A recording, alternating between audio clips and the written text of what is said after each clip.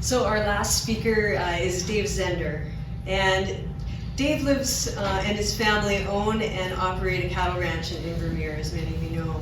He has a passion for both agriculture and ecology, which he's brought to his work throughout BC and across the world. For over a decade, Dave has been an advisor with the Environmental Farm Plan and more recently served as vice chair of BC's Agricultural Land Commission. In the Kootenays, he's best known for spearheading a research and development project known as Farmland Advantage that contracts farmers and ranchers to take extraordinary action to enhance ecosystems and provide benefits like clean drinking water, carbon sequestration, and healthy wildlife populations. Farmland Advantage began as a pilot project and is now a successful large-scale province-wide program which Dave and his team continue to develop. So Dave's presentation today is entitled Ecosystem Farmers, the Future of Our Region's Farms and Ecosystems. Thanks, Dave. Turn it over to you. Thank you very much, Marcy. It's not. One or the other. Okay, so thank you very much. Thanks for having me out today.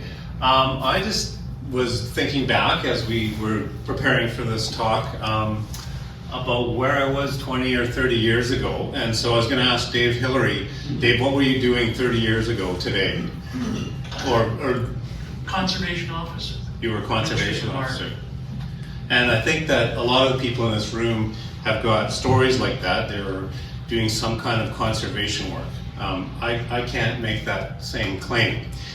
20 or 30 years ago, I had, this is my self-portrait at that age, I had more dark hair, I had, and I also had a very red neck. I had a view of conservation that probably differs than probably every single person in this room at that age, although some of you probably weren't even born. I remember going down to visit a friend of mine who's a forester on Vancouver Island, and we went out to look at one of these cut blocks of an old growth stand. And we were standing on a stump just like this one, looking out over the big cut block there. And I'm the son of a farmer, but I'm also the son of a logger and a developer. And we were standing there and we were just talking about the process, which I just couldn't believe the size of the trees out there. And he was saying, you know, there's these people protesting, you know, logging, like, and I just like was shaking my head, like, what a bunch of idiots.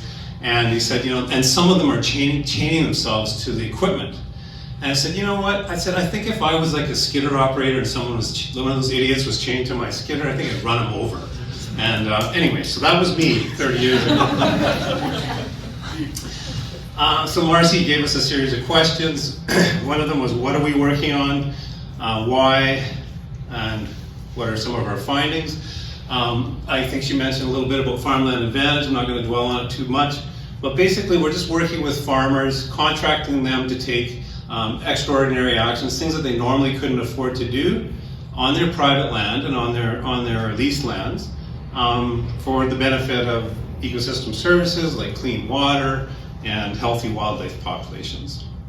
And why that is, of course, as you all know much better than me, there's a very strong correlation between where the agricultural land is located in the province and where we find a lot of our species richness and our ecosystem function down in the valley bottom. So this map was developed by the Nature Trust showing the correlation of those two things, and the darker the red, the stronger the correlation. So it's especially true, as we know, in the south part of the province.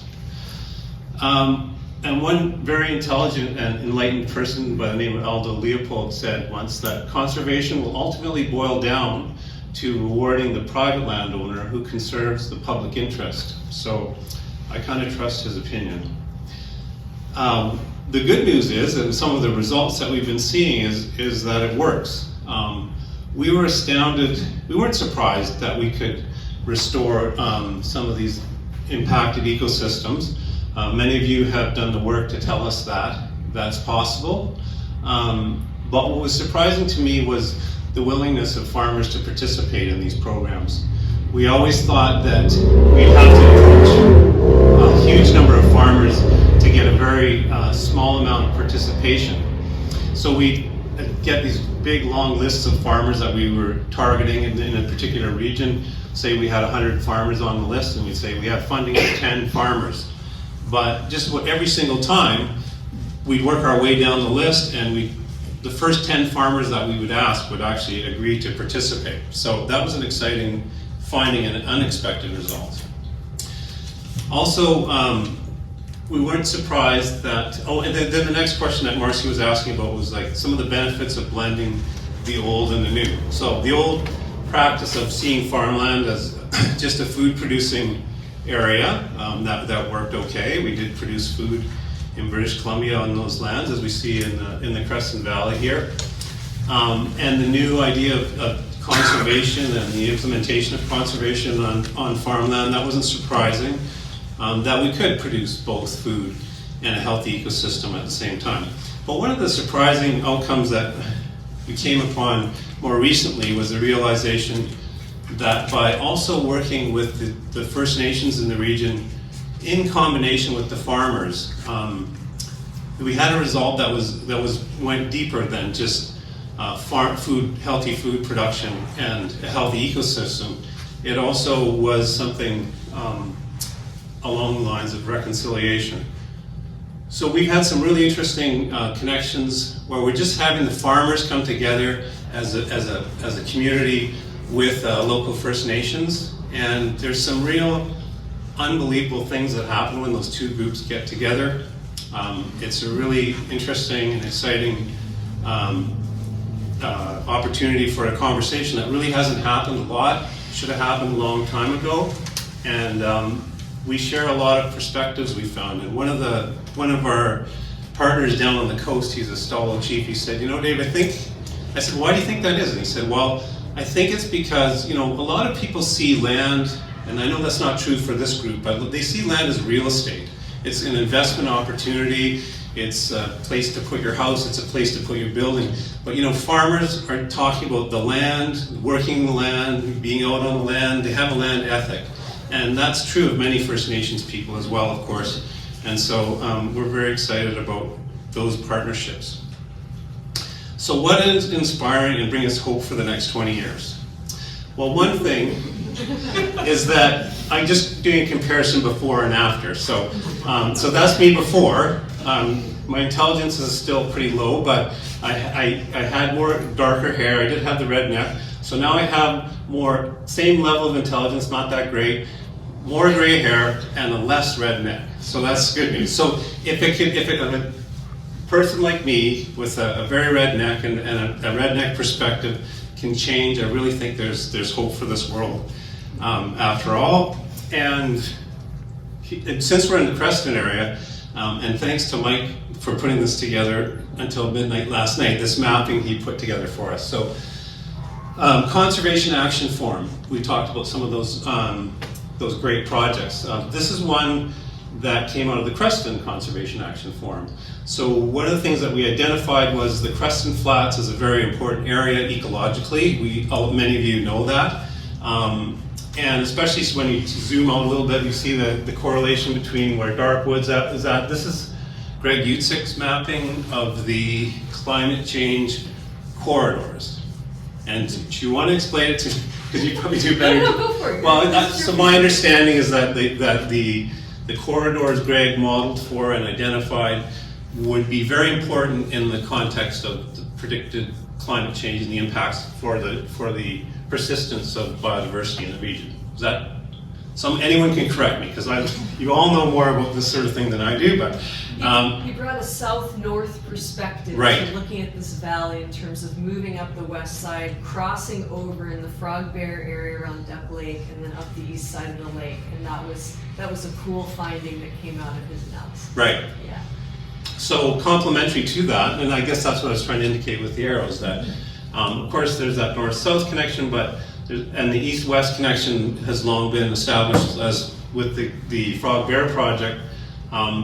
But looking at that Creston Valley, and that, we look out over there, we know there's a lot of agricultural activity out there as well as those important ecological areas. And this is an interesting map that was put together by Michael last night. I don't know how many drinks he had, so I hope it's pretty accurate here.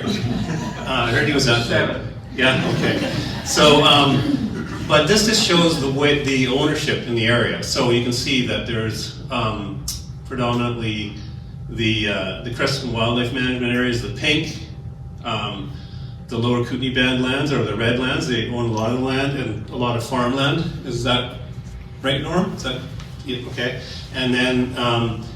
And then the rest of it is private land. I think it was something 45% private land, private farmland. So really an important part of that is if we want to get that full connectivity, and we're talking about a corridor, a north-south corridor. We talked about, I didn't get your riparian map up, but basically the idea was to emphasize the corridor following the primary channel of the river from north to south. So it's kind of like a river to lake project.